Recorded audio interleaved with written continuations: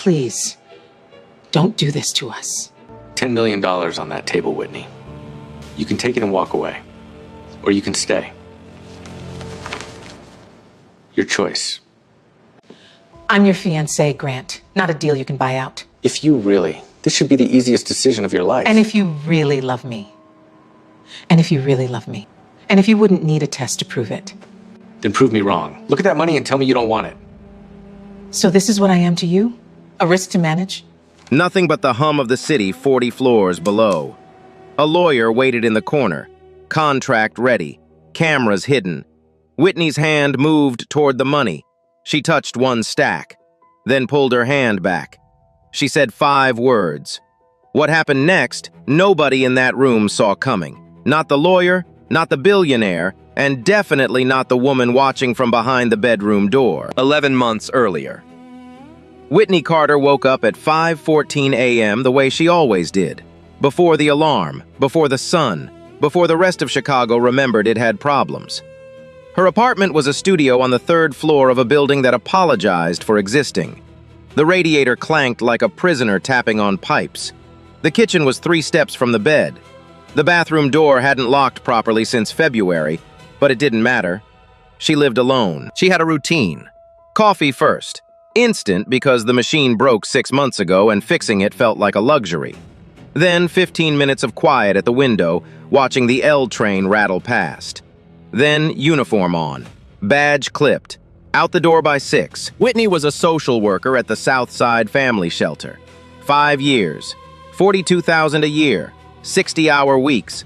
She carried a caseload of 37 families, mothers fleeing violence, teenagers aging out of foster care, veterans who'd stopped believing anyone was coming to help. She believed. That was the difference. When other caseworkers burned out and transferred, Whitney stayed. When the city cut funding and the shelter lost 3 staff members in 1 month, Whitney picked up the extra caseload without being asked. She didn't do it for recognition. She did it because the families on those files had names, and those names belonged to people who were counting on someone to show up. Her coworkers called her the last optimist on the South Side. Her supervisor once told her she was too emotionally invested. Whitney had looked at him and said, "Name one person in this building who isn't somebody's last phone call." He never brought it up again. The shelter smelled like industrial bleach and donated coffee. Whitney didn't mind. She'd grown up with less. Her mother, Ruth Carter, had raised her alone in a 2-bedroom apartment in Englewood, one of Chicago's roughest neighborhoods.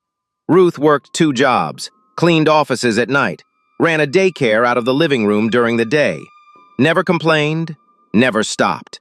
Ruth had a saying she repeated so often it became the wallpaper of Whitney's childhood. Love isn't what you have, baby. It's what you'd never sell. Whitney was 12 when she first understood what that meant.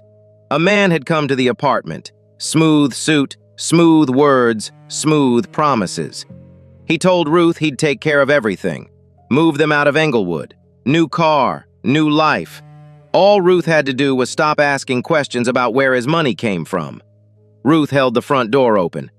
"Thank you for coming. You can leave the same way," the man laughed. "You're really going to choose this over everything I'm offering?" Ruth didn't blink. "I'm choosing my daughter's respect. That's worth more than anything you'll ever have." Whitney watched from the hallway. She was 12. She remembered the way her mother's hand shook on the doorknob. She remembered the man's face shifting from amusement to anger to nothing. She remembered the door closing, the deadbolt turning. Ruth leaning against the door, exhaling like she'd been underwater for minutes. That night, Ruth made scrambled eggs and toast. They ate in silence. Whitney reached across the table and held her mother's hand. "Mama, are we going to be okay?" Ruth smiled, tired but certain. "Baby, we've always been okay." Ruth Carter died of pancreatic cancer when Whitney was 19. She left behind no savings, no property, no inheritance. Just a daughter who knew the exact weight of integrity. Whitney carried that weight every day. To the shelter, through the paperwork, past the burnout, into the rooms where people had given up on being seen. She didn't know that tonight, a rainy Thursday in October, a broken-down Bentley would change her life. She didn't know the man inside it would one day put $10 million on a table and ask her to choose. And she definitely didn't know that the 5 words her mother taught her would be the same 5 words that brought a billionaire to his knees. The rain came sideways that Thursday. Whitney was 2 blocks from the shelter, arms full of donated blankets, when she saw the car. A Bentley Continental, black, parked at an angle that said the driver had pulled over in a hurry. Hood up, hazard lights blinking orange into the rain. She almost walked past. Almost. Then she saw him standing beside it, phone pressed to his ear, dress shoes soaked, looking like a man who'd never been stranded anywhere in his life and had no idea what to do about it. "You need help?" Whitney called out. Grant Thompson turned. Tall, jaw like it was carved for a campaign poster, suit that cost more than her rent. He looked at her, a woman in a second-hand rain jacket carrying a stack of blankets, and something shifted behind his eyes. Not pity, surprise. "My engine died. Roadside assist says 45 minutes. In this rain, that means 90. Whitney nodded toward the shelter entrance, half a block up. "There's coffee inside. It's terrible, but it's hot." Grant looked at the shelter. Fluorescent light bleeding through foggy windows. A line of people huddled near the door. He looked back at his Bentley, then at Whitney. "I don't want to take up space meant for people who actually need it." Whitney tilted her head. "Mister, you're standing in the rain with a dead car and no umbrella. Right now, you qualify." He almost smiled. Almost. Inside, the shelter hummed with its nightly rhythm. Whitney handed Grant a styrofoam cup of coffee and disappeared into her work. He sat on a metal folding chair against the wall and watched. He watched her kneel beside a woman whose hands were shaking so badly she couldn't hold her intake form. Whitney took the pen and said, "You tell me. I'll write." He watched her carry a sleeping toddler from the intake area to a cot, moving so gently the child didn't stir. He watched a teenage boy, maybe 16, hard eyes, clenched fists, shove a chair across the room. Every volunteer stepped back. Whitney stepped forward. She didn't yell, didn't flinch. She pulled up a chair next to him and said, "Bad day or bad week?" The boy stared at her. "Bad year." "Yeah," Whitney said. "Those are the worst. You eat yet?" 20 minutes later, the boy was eating soup. Quiet. Still angry, but sitting. Grant had built a real estate empire. He'd negotiated with senators, outmaneuvered hedge fund managers, closed deals across 4 continents. He knew how to read people. It was how he'd made his first billion. And right now, everything he knew about reading people told him the same thing. This woman was not performing. There was no audience, no camera, no reward. She moved through that shelter like water through a cracked foundation, finding every gap, filling every space nobody else thought to look. His phone buzzed. Roadside assist, 5 minutes away. Grant stood up, walked to where Whitney was restocking a supply shelf. She had a streak of something, soup maybe, on her sleeve and didn't seem to notice. "Thank you," he said, "for the coffee and the chair." "Anytime. Hope your car cooperates." He hesitated. The kind of hesitation that changes a life but feels in the moment like nothing at all. "Can I get your number? I'd like to buy you a real coffee, one that doesn't taste like regret." Whitney laughed, quick and real. "That's a low bar. I'm a practical man." She wrote her number on the back of a donation receipt. He tucked it into his jacket pocket like it was a check for $1 million. It was worth more. He just didn't know it yet. Their first date was a taco stand on Division Street. Grant had picked it on purpose. No reservations, no dress code, no valet. He wanted to see who she was when the setting couldn't impress her. Whitney showed up in jeans and a jacket she'd owned since college. She ordered 2 al pastor tacos and a horchata and didn't wait for him to pay. She slid a $10 bill across the counter before he could reach for his wallet. "I invited you," he said. "And I said yes. That doesn't mean you're buying." Grant learned something in that moment. Whitney Carter did not owe anyone anything, and she intended to keep it that way. They talked for 3 hours. Not about money, not about careers, about the things people talk about when they're actually listening. She told him about her mother's scrambled eggs, how Ruth could make $5 worth of groceries feel like a feast. He told her about his father, who built Thompson Properties from a single duplex in Milwaukee and died of a heart attack at 54. still carrying the keys to that first building in his pocket. He never let go of where he started, Grant said. That's not holding on, Whitney said. That's remembering who you are. Grant looked at her across a plastic table under a string of yellow lights and felt something shift.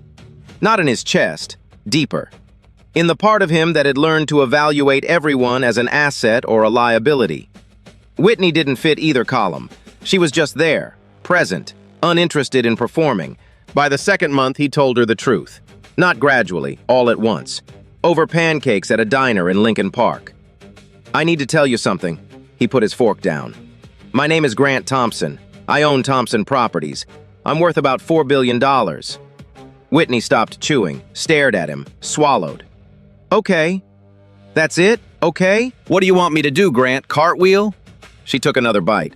I liked you when your car was broken and you were standing in the rain looking lost. The number on your bank account doesn't change that. He waited for the shift. The recalibration he'd seen in every woman who'd ever learned what he was worth. The eyes that softened, not from affection, but from calculation. It never came. Whitney didn't ask to see his house, didn't suggest trips, didn't hint at gifts. When he offered to pay off her student loans, $43,000, nothing to him, she looked at him like he'd insulted her. I borrowed that money. I'll pay it back. That's how it works. It doesn't have to be. It does for me. 6 months in, Grant flew her to a weekend cabin in Michigan. Nothing extravagant. A fireplace, a lake, a bag of groceries. Whitney cooked. Grant washed dishes. They sat on the porch and listened to the loons. On the last morning, he got down on one knee on that porch. The ring was simple, a solitaire on a thin gold band. He'd bought it himself, no assistant, no jeweler on call. He wanted this one thing to come only from him. Whitney Carter, will you? Yes. I didn't finish. You didn't need to. She kissed him. He slid the ring on her finger. It fit perfectly, and neither of them thought about what it cost. That was the last uncomplicated moment they would have for a very long time. Because 3 days later, Whitney Carter walked into Eleanor Thompson's dining room, and everything began to fall apart. Eleanor Thompson lived in a lakefront mansion in Winnetka that had been in the family for 3 generations. Crystal chandeliers, oil portraits, a dining table that seated 22 and had never welcomed anyone who didn't belong to the right zip code. Whitney walked in wearing a navy dress she'd bought at a consignment shop. She'd spent an hour picking it out. She looked beautiful. She looked like she was trying. And in Eleanor's world, trying was the first sign of not belonging. So, Eleanor set down her wine glass without drinking. You work at a shelter? Yes, ma'am. The Southside Family Shelter. And you met my son when his car broke down in that neighborhood? Yes. Eleanor's smile was the kind that arrived without warmth. How fortunate. For you. Grant squeezed Whitney's hand under the table. Whitney squeezed back, but she felt it. The temperature in the room, dropping degree by degree. Dinner was served by staff in white gloves. Rack of lamb. Roasted vegetables from a garden Whitney could see through the window. Eleanor asked questions the way a prosecutor cross-examines a witness. Where did you attend university, dear? Chicago State. Public school. Eleanor nodded slowly as if filing it. And your parents? My mother raised me alone. She passed when I was 19. I'm sorry to hear that. And your father? I never knew him. Eleanor's fork paused midair. She looked at Grant. The look said everything her mouth was too polished to say. This is what you're bringing into our family? Grant's older sister Carolyn sat at the far end of the table texting. She didn't look up once. She didn't need to. Her silence was its own verdict. But the real danger wasn't Eleanor. Not yet. It was Victoria Hayes. Victoria arrived after dessert, as if she'd been waiting in the wings. Blonde, tall, old money ease in every step. She'd dated Grant for 2 years before he ended it. Her father's company partnered with Thompson Properties on 3 major developments. She was, in Eleanor's words, the one who understood our world. Whitney! Victoria kissed both her cheeks. I've heard so much about you. Grant wouldn't stop talking about his little shelter angel. Whitney smiled. That's sweet of him. So what's it like? Working with, you know, the less fortunate. Victoria tilted her head like she was asking about a safari. I could never. I'd be so depressed. You get used to it, Whitney said evenly. You just focus on the people, not the conditions. That's so brave. Victoria touched Whitney's arm. I donated $10,000 to a homeless charity last year. It felt amazing. Whitney said nothing, but her jaw tightened. She'd spent the last 3 years watching real people lose real homes, and this woman was treating poverty like a TED Talk she'd watched once on a plane. You should come visit the shelter sometime, Whitney said. See what it's actually like. Victoria's smile flickered. Oh, I'd love to. Let me check my calendar. She never checked her calendar. Later that night, in the car home, Grant said, That wasn't so bad. Whitney stared out the window. Your mother looked at me like I was an item on a menu she didn't order. She's like that with everyone. No, Grant, she's not. Silence filled the car. Grant gripped the steering wheel. He wanted to argue. He wanted to say his mother would come around. But the part of him that could read people, the part that had built an empire, knew Whitney was right. He just wasn't ready to admit it yet. The next morning, Eleanor made her first phone call. I need a full background check. Whitney Carter, Southside Family Shelter, Chicago State graduate, grew up in Englewood. She paused. And find anything. Tax issues, old debts, ex-boyfriends, arrests, anything. The investigator on the other end asked, How deep do you want me to go? Eleanor's voice was ice. Deep enough to bury her. That same morning, Victoria sent Grant a text. Casual, friendly, like a match being struck near gasoline. Your girl is sweet, G, really. But do you ever wonder if she'd still be there without the black card? Just asking as a friend. Grant read the text. He didn't reply, but he didn't delete it either. And that text, those 32 words, began to eat a hole in everything he thought he knew about the woman he loved. The background check landed on Eleanor's desk on a Tuesday. 43 pages, professional binding, gold-embossed logo of the investigation firm. It found nothing. No criminal record, no tax evasion, no secret debts, no ex-boyfriends with restraining orders, no lawsuits, no hidden social media accounts.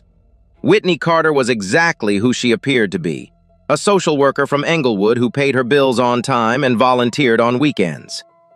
Eleanor read it twice, then called the investigator. This can't be everything.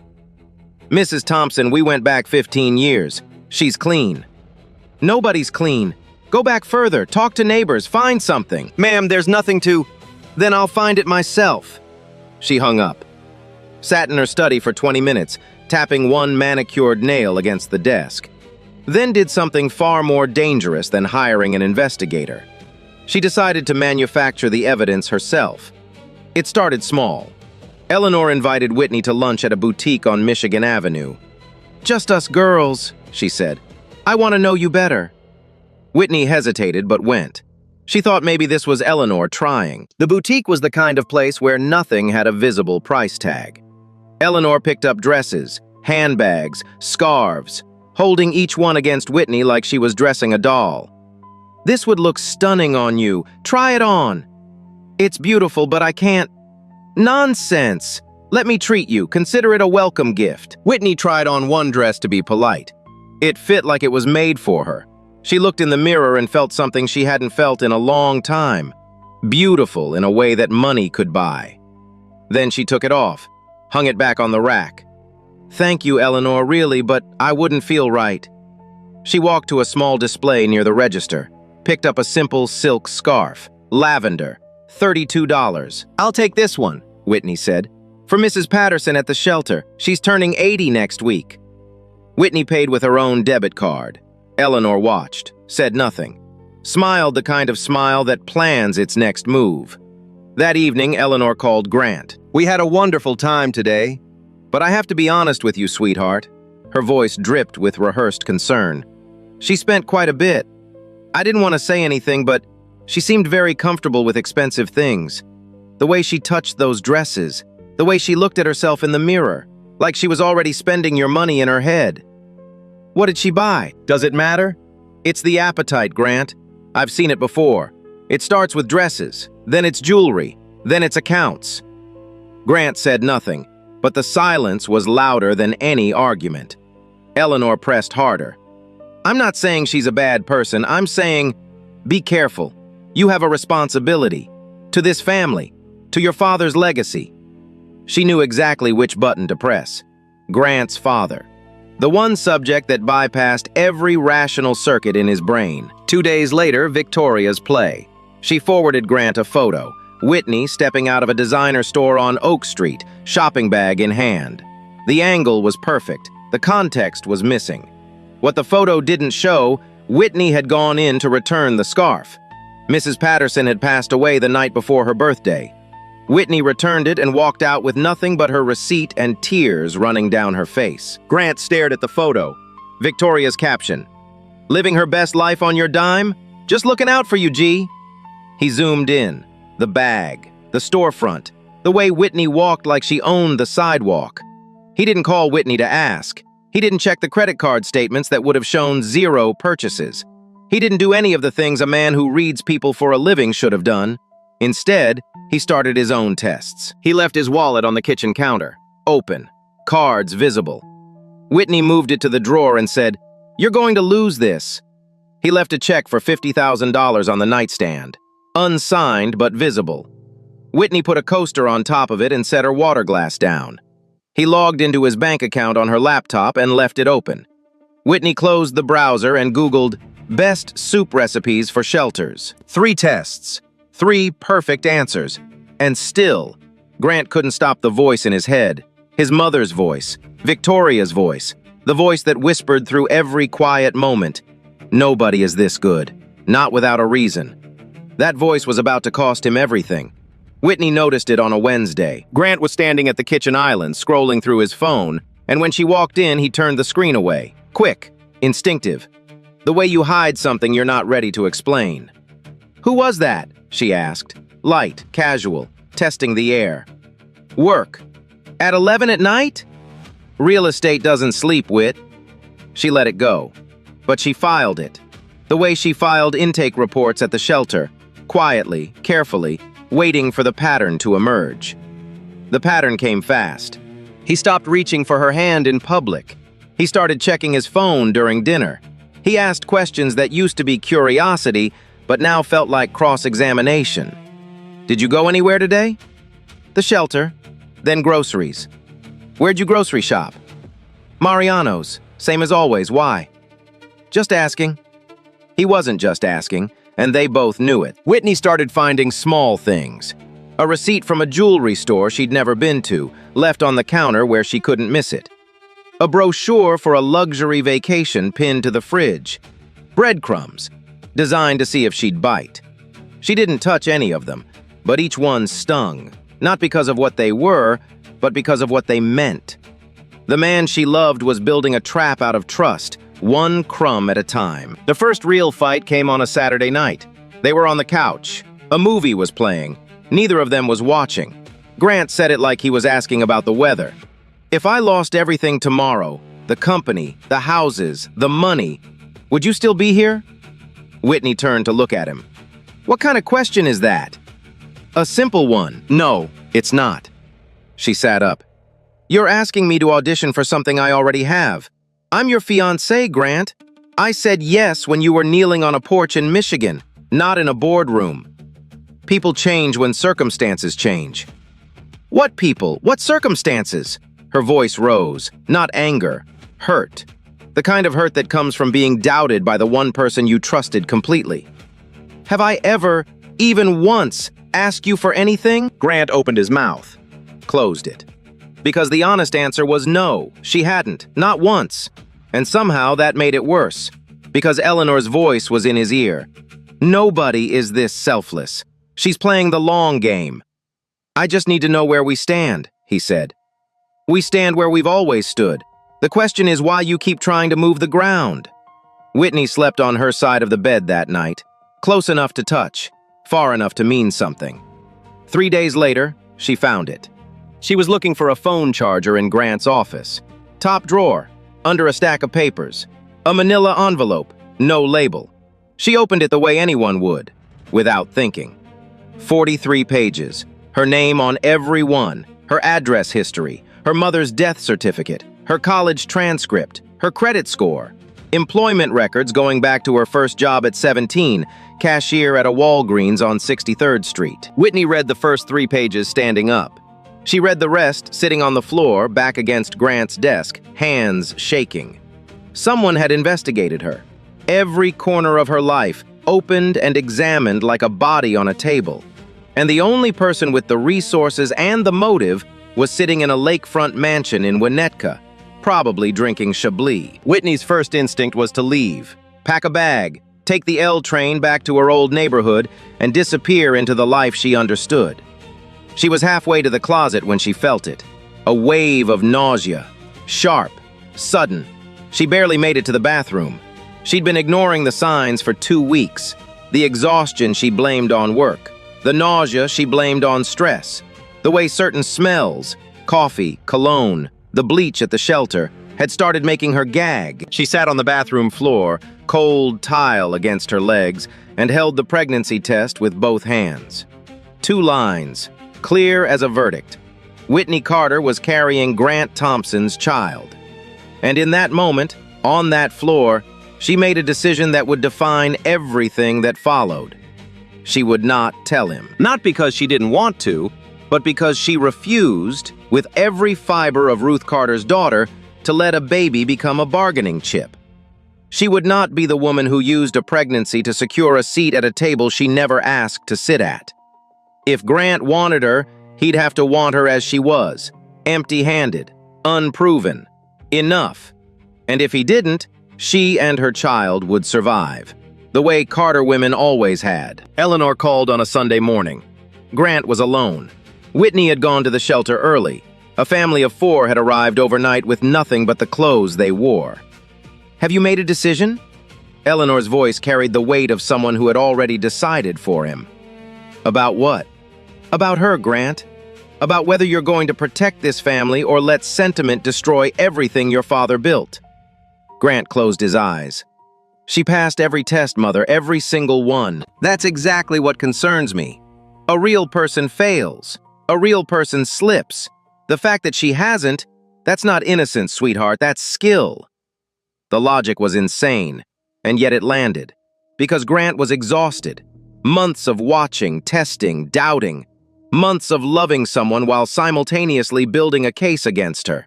The cognitive dissonance had worn him down to the bone. "What do you want me to do?" Eleanor was ready. She'd been ready for weeks. "One final test. Definitive. You put real money on the table. Enough that no performance can hold. $10 million. Cash. You offer her a clean exit.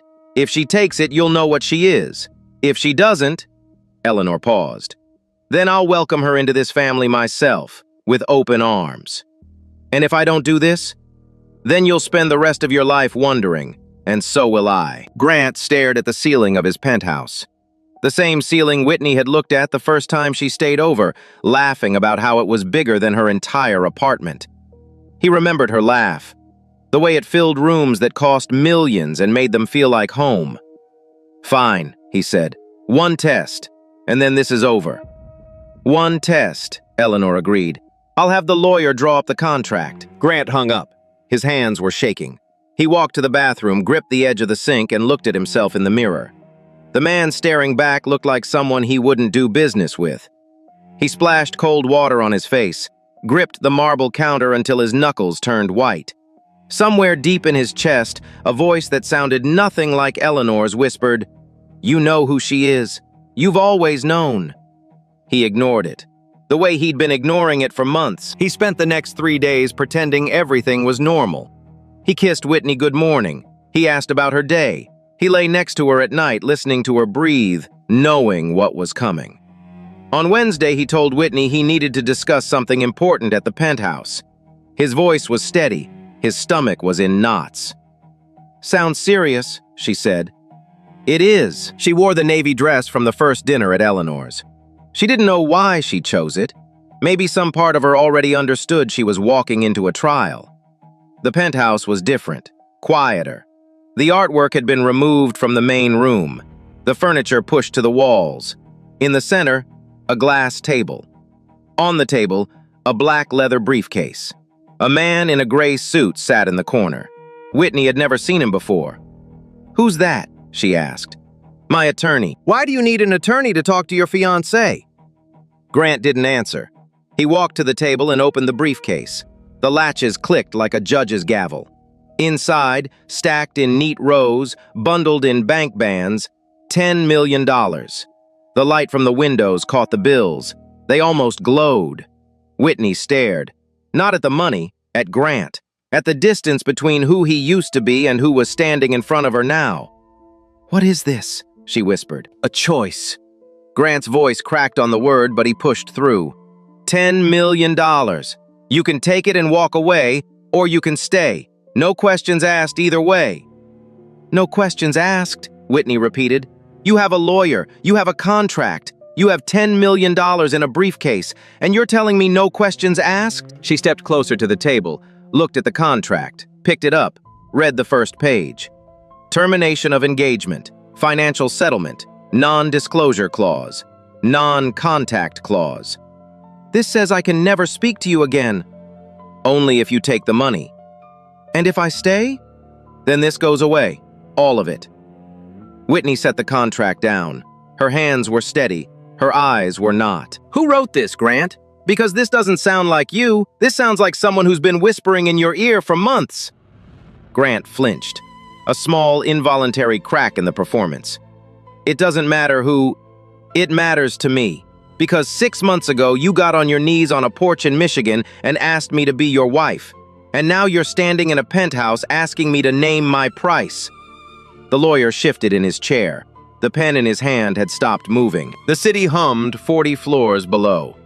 The clock on the wall counted seconds that felt like hours. The briefcase sat open, $10 million catching the dying light, waiting for someone to reach in and change the story. Nobody moved. Nobody spoke. Until Whitney did. Whitney looked at the money for a long time. Not the way Eleanor had predicted. Hungry, calculating, reaching. She looked at it the way someone looks at a car accident on the highway. With disbelief, with sorrow, with the slow understanding that something terrible had already happened and couldn't be undone. She picked up a single stack of bills, held it, turned it over in her hands. The paper was crisp, fresh from the bank. It smelled like ink and cotton and decisions made in rooms where people like her were never invited. Then she set it back down. Gently, like returning a baby bird to its nest. "Can I ask you something?" Her voice was quiet, not weak, quiet the way a river is quiet before the current pulls you under. Grant nodded. His throat was too tight for words. "When you look at me, right now in this room, what do you see?" "Whitney." "No, answer the question. What do you see?" He couldn't, because the honest answer would end him. He saw the woman he loved standing across from $10 million, and he'd been the one to put it there. He'd turned their love story into a transaction and dressed it up as protection. "I see..." He stopped, swallowed, started again. "I see someone I need to be sure about." Sure about? Whitney repeated the words like she was tasting something rotten. "We've been together for 11 months. I have never asked you for $1. I pay my own rent. I drive my own car. I buy my own groceries. I eat lunch at a shelter cafeteria 5 days a week. And you need to be sure about me." She wasn't yelling. That's what made it worse. Every word landed like a stone dropped into still water. Precise. Irreversible. "Your mother paid someone to investigate my life. 43 pages, Grant. I found them in your desk." The color drained from his face. "How did you..." "Top drawer. Under a stack of papers you thought I'd never touch." She laughed. One short breath that carried no humor at all. 43 pages. And you know what they found? Nothing. Because there's nothing to find. I am exactly who I've always been. The same woman who gave you coffee when your car died in the rain. The lawyer looked at Grant. Grant didn't look back. His eyes were fixed on a point somewhere past Whitney's shoulder, the place where certainty used to live before his mother dismantled it brick by brick. Whitney stepped forward, not toward the money, toward him. "Your mother wants me gone. Victoria wants me gone. Half your friends have never looked me in the eye. And now you, the one person in this entire world I trusted with everything I am, You're standing here with a briefcase full of cash asking me to put a number on what we have." Her voice broke. Just once. Just enough for Grant to hear the sound of a heart making its final calculation. "I know about this baby, Grant." The room stopped. "What?" "I'm pregnant. 8 weeks." She placed her hand flat on her stomach. The gesture was small. The weight of it was enormous. "I've known for 10 days, and I didn't tell you. Do you want to know why?" Grant couldn't move. The word pregnant was still ricocheting inside his skull like a bullet in a closed room. "Because I knew that if I told you, you'd never be sure. You'd spend the rest of your life wondering if I stayed for the money, if I used this baby to trap you, if I was playing the long game your mother keeps warning you about." She wiped one tear, just one, then straightened her spine the way Ruth Carter used to straighten hers when the world pressed too hard against the door. "So here's my answer." She pushed the briefcase across the glass table. $10 million slid toward Grant like a verdict being delivered. Whitney looked him dead in the eyes. "I already have everything." 5 words, 22 letters. The entire room rearranged itself around them. The lawyer set his pen down, slowly, like he'd just witnessed something he'd remember for the rest of his career. Grant's knees buckled. Not slowly, not gracefully. They simply stopped working. He dropped to the marble floor like a building losing its foundation. The sound his body made, the dull, heavy crack of kneecaps hitting stone, echoed off every wall in that penthouse. He cried. Not the dignified tears of a man processing emotion.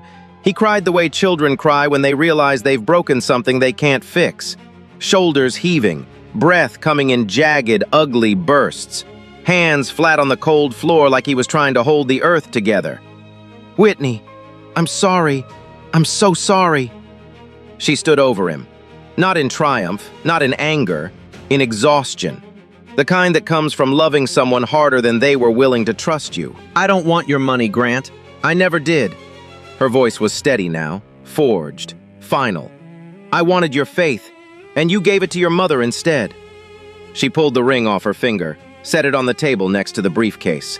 The small gold band beside $10 million, the most expensive thing in the room, and the only one that was worthless now. Whitney Carter turned toward the door. She walked out without looking back. Her heels clicked against the marble, each step a sentence, each sentence final. And in the bedroom down the hall, watching through a cracked door, hand pressed over her mouth, mascara running in black rivers down her face, Eleanor Thompson finally understood the full weight of what she had done. Grant didn't get up for 11 minutes. The lawyer counted. He would later tell his wife it was the longest 11 minutes of his professional life. He'd drafted contracts for divorces worth hundreds of millions. He'd sat across from people who'd lost everything. But he'd never seen a man disintegrate the way Grant Thompson did on that marble floor. When Grant finally stood, his eyes were swollen. His suit was wrinkled at the knees. He looked like a man who'd survived something he wasn't sure he wanted to survive. He turned to the bedroom door. It was slightly open. He'd told Eleanor she could watch from behind it. He'd agreed to her being there. That fact, that consent, hit him now like a freight train. He pushed the door open. Eleanor was sitting on the edge of the bed. Her face was gray. Her hands were in her lap, clasped together so tightly her knuckles had gone white. The mascara tracks on her cheeks had dried into dark lines that made her look 10 years older. "Are you satisfied?" Grant's voice was something neither of them recognized. Low, hollow, the sound a house makes before it collapses. "Grant, are you satisfied, Mother? I was trying to protect you." "Protect me?" He laughed. It was the ugliest sound he'd ever made. "You hired a private investigator. You fabricated stories. You weaponized Victoria. You sat behind that door and watched the woman carrying your grandchild get handed a contract like she was a liability on a balance sheet." Eleanor flinched at the word grandchild. It was the first time she'd heard it. The information landed like a slap. "She's pregnant?" 8 weeks. And she didn't tell me because she was afraid I'd think she was using it. That's how deep your poison went, Mother. She was more afraid of being misjudged than of raising a child alone. Eleanor opened her mouth. Nothing came out. Grant pulled out his phone, called Victoria. Speaker on. Hey, G, How much did my mother pay you? Silence. Victoria, how much? Grant, I don't know what you're talking about. The photo, the texts, the comments at dinner, the campaign to make me believe the only woman who ever loved me for who I am was somehow a threat. How much? Victoria's voice cracked, small, cornered. She said it was best for the family. She said Whitney wasn't right for you. She offered to introduce my father's company to the Asian development deal if you helped destroy my relationship. I didn't think it would go this far. Grant hung up. He looked at his mother. I'm going to find Whitney, and when I do, I'm going to spend the rest of my life earning back what you helped me throw away. His voice was steady now, the steadiness of a man who'd finally stopped listening to the wrong people. And until you can look that woman in the eye and mean your apology, don't call me. Don't visit. Don't send gifts for a grandchild you tried to erase before you even knew they existed. Eleanor's chin trembled. Grant, please. You wanted me to be sure about her. I am. I've never been more sure of anything. He paused at the door. The person I wasn't sure about was standing behind that door the whole time. He walked out, past the lawyer who was already packing his briefcase, past the table where $10 million sat untouched and meaningless, into the elevator, down 40 floors. The lobby was empty. The doorman told him a woman in a navy dress had walked out 7 minutes ago. No car, no phone call. She'd turned left and walked toward the L station. Grant ran. He found her at the shelter. Of course he did. Where else would Whitney Carter go when the world broke apart? She'd gone back to the only place that had never asked her to prove she belonged. She was sitting on the steps, still in the navy dress, hands in her lap, staring at the street. Grant stopped 10 feet away. He was out of breath. His eyes were still red. He held nothing in his hands. No flowers, no gifts, no briefcase. Just the ring. The original ring. The one from the porch in Michigan. I'm not asking you to forgive me, he said. I'm asking you to let me try. Whitney looked at him. A long, long look. The kind that weighs a man's entire soul on a scale and decides whether it's worth carrying. She didn't say yes. She didn't say no. She moved over. Just enough. Made room on the step, and Grant Thompson sat down next to the woman he almost lost, on the concrete steps of a homeless shelter, with nothing between them but the truth. 2 years later, Whitney Carter still worked at the Southside Family Shelter. Same desk, same caseload, same terrible coffee. She'd been offered a corner office at the Thompson Foundation 6 times. She declined 6 times. That's your world, she told Grant. This is mine. Grant didn't argue. He'd learned the cost of trying to move Whitney Carter from where she chose to stand. The foundation, though, that was their bridge. Grant established the Ruth Carter Foundation 7 months after that night in the penthouse. Named it without asking Whitney's permission. She found out when she saw the building on South Michigan Avenue with her mother's name carved in limestone above the entrance. She stood on the sidewalk for 10 minutes. Didn't go in. Just looked at her mother's name on a building her mother could never have imagined. Then she called Grant. You named it after her. She earned it, long before I knew either of you. The foundation funded 12 shelters across Illinois.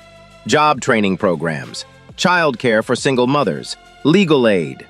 Every program Whitney had spent years wishing she could offer, but never had the budget for. Now, she had the budget. She just didn't sign the checks. Their daughter was born in April. They named her Ruth. 7 pounds, 4 ounces. She had Whitney's eyes and Grant's stubbornness, and a grandmother in Winnetka who was learning, slowly, painfully, how to deserve her. Eleanor volunteered at the shelter every Thursday.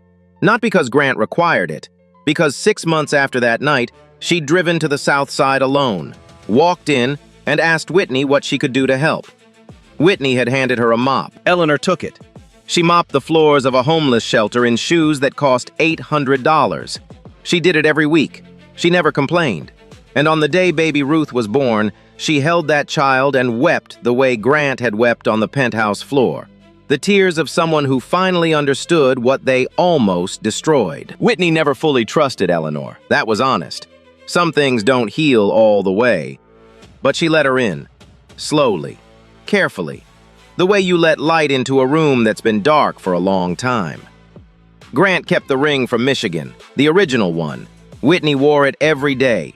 He'd offered to replace it 100 times, something bigger, something worthy. Whitney always said the same thing. This one's enough. It always was. So if you're still here, let me ask you something. What would you have done? $10 million on a table, a contract in front of you, the love of your life asking you to choose. Would you have walked away richer, or would you have walked away whole? Drop your answer in the comments. Share this with someone who needs to hear it. And if you haven't already, subscribe, because the next story might just be the one that changes how you see the world.